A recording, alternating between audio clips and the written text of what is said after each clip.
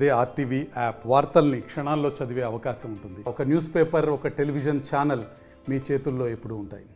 మన బుద్ధి నీళ్ళు లేవు, రోడ్లు లేవు, ఎక్కడ పోయినా డ్రైనేజ్ కాలువలు లేవు, ఎంతో ఇబ్బంది పడుతున్నారు. ఏమైనా కూడా మన కాబోయే ముఖ్యమంత్రి నారా చంద్రబాబు నాయుడు పెద్ద అయినా గుంటకల పైన ప్రేమ ఉంది. ఎందుకు తెలుసా? 175 సీట్లో ఇది గుంటకల్ సీట్ గెలిస్తామే మన జెండా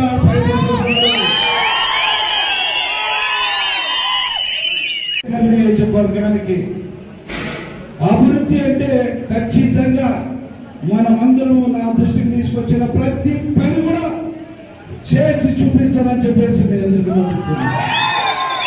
ప్రతి ఒక్కరు చెప్తున్నాడు, గుంటకల్లో ఐకమత్యం కాండి, గుంటకల్లో ఈసారి మన తెలుగుదేశం జెండా ఎగరేయండి, రాష్ట్రంలో జెండా ఎగరేస్తామని చెప్పి ప్రత్యేకమైన దృష్టి మన గుంటకల్ పని పెట్టాడు గెలసాలని.